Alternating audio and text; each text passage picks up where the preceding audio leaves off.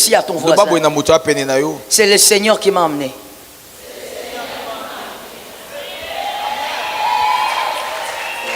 Tout est caché dans la phrase. Qui a compris? Répète la phrase. Non, tu ne comprends pas la force de la phrase. Il faut peut-être qu'on le dise. On le dise en Kikongo. En Kikongo, on dit quoi? En Kikongo, on dit quoi? Mais vous êtes nombreux. Dites-moi, on dit quoi en Kikongo? C'est le Seigneur qui m'a emmené. Comment on dit ça? Pardon? Parlez en... Répétez. Nzambi. Et puis? Metamunu. Menatamunu awa. Répétez ça. Très bon. Ça c'est correct. Est-ce que tu as retenu ça? Est-ce que tu as compris ça? C'est Dieu qui t'a emmené, ça veut tout dire. Ça veut dire que tout ce qui va se passer est déjà calculé. Ça tombe sur toi, c'est gratuit. Au Mont Carmel, on vient avec la foi. C'est Dieu qui t'a emmené, ça veut dire que tout ce qui va se faire est déjà prévu par Dieu. Ça veut aussi dire que même si le diable est autour, il sera au service de ce que Dieu a prévu. Ça tombe sur ta vie. Il sera au service. Non, je prophétise, je dis à quelqu'un, même si le diable est autour, il sera au service. Oh my God, il sera. Voilà pourquoi on n'a pas peur des sorciers. J'ai dit on n'a pas peur des sorciers qui sont venus. Parce qu'ils sont là. Je les ai localisés, mais je préfère te laisser. Hein? Il faut donner ta vie à Jésus. Même les sorciers qui sont venus travailleront aujourd'hui au service de Dieu. Je dis, tu n'as pas le choix. Tu n'as pas le choix. Tu n'as pas le choix. Un élu a compris. Celui qui ne dit pas Amen est bizarre. Je dis, le sorcier n'a pas le choix. Il est obligé de travailler au service de Dieu. Parce que c'est Dieu qui t'a amené. Quand Dieu t'amène, il a la responsabilité de te montrer le chemin. Il a la responsabilité de veiller à ce que rien de mal ne t'atteigne. C'est Dieu qui t'a amené.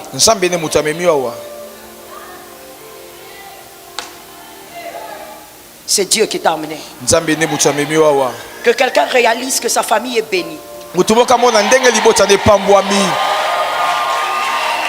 Omoni amen na yo eza ya moziki. Amen na yo eza ya moziki. Amen ya batu o ba olo ba amen ka po ba na église. Il faut dire un amen qui croit fortement que ce qui est dit c'est comme ça.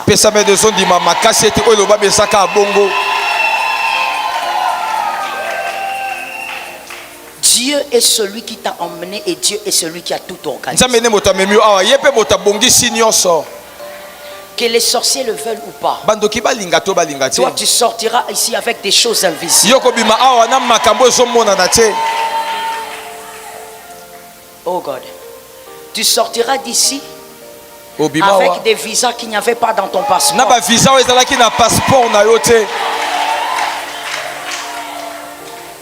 Ce que Dieu a décidé, c'est ce qui est fixé. C'est comme ça qu'en ce moment même, il y a des gens qui subissent des opérations sans cicatrice. Le Seigneur est en train de travailler. Parce que Dieu a décidé. Parce que Dieu t'a emmené. Je disais que ta famille était bénie. Pas parce que c'est une famille. Pas parce que Dieu bénit tout le monde. Ta famille est bénie parce que ta famille a quelqu'un.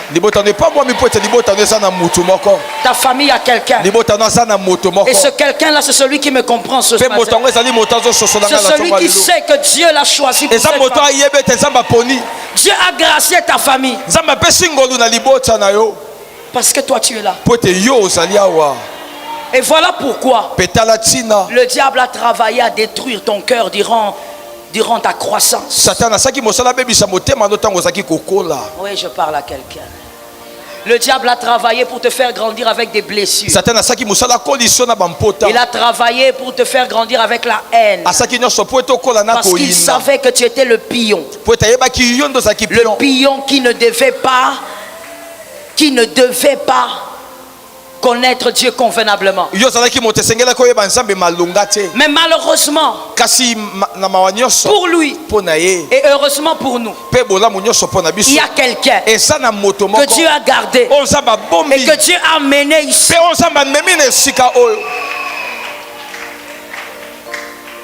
Tu es la faveur et la grâce d'une famille. Si tu ne comprends pas ça, tout ce que je veux prêcher, tu ne vas rien comprendre. Tu dois d'abord comprendre quelle position tu as. Tu dois d'abord comprendre qui tu es. Tu dois réaliser qui tu es pour le diable. Tu dois réaliser combien Dieu compte. Dis à ton voisin, Dieu m'a fait grâce. Dieu m'a fait grâce. J'introduis maintenant mon message. Dis encore à ton voisin, Dieu m'a fait grâce. Est-ce que tu crois toi-même en cette grâce? Moi je crois que Dieu t'a fait grâce. Le thème de ce Mont Carmel. Tu peux me rappeler le thème? Pardon? Il y a quelqu'un qui le dit en retard. On va le dire ensemble. 1, 2, 3. Je te pose la même question. N'as-tu pas vu? Est-ce que tu n'as pas vu la grâce? Est-ce que tu n'as pas vu la grâce? Est-ce que ce qui se passe vraiment dans ta vie, est-ce que tu ne vois pas? Lorsqu'il y a cette question, c'est qu'il y a quelqu'un qui s'interroge sur l'attitude des gens. Il y a quelqu'un qui a constaté une attitude étrange. Voilà pourquoi la phrase est interrogative. Il pose la question, n'as-tu pas vu? Moi j'ai aujourd'hui le travail de te poser cette question. Je te poserai cette question jusqu'à ce que tu réalises ce que tu dois réaliser. N'as-tu pas vu la grâce? Il y a des personnes, il y a des gens qui regardent leur vie et qui cherchent la grandeur. Que le Seigneur fasse grâce. Que le thème là soit écrit en grand. Il y a des gens qui cherchent dans leur vie et qui cherchent le grand nom. Ils cherchent l'élévation. Il cherche la bénédiction. Quand il regarde sa vie, il dit je ne vois rien. Il dit pourquoi je ne suis pas béni. Et l'Éternel nous délivre. Sois béni celui qui a dit Amen. Il dit mais qu'est-ce que l'Éternel attend pour agir? Qu'est-ce que l'Éternel attend pour agir? Tu vois, ce sont les gens qui sont ici qui me suivent. Toi, tu n'as pas entendu quand j'ai dit répète. J'ai dit ceci. Qu'est-ce que l'Éternel attend pour agir?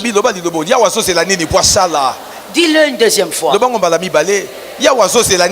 Dis-le une troisième fois que le ciel t'entend.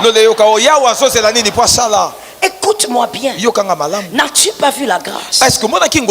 La grâce, la grandeur, l'élévation ne se trouve pas dans l'avenir. Non. Dans l'avenir. Dans l'avenir.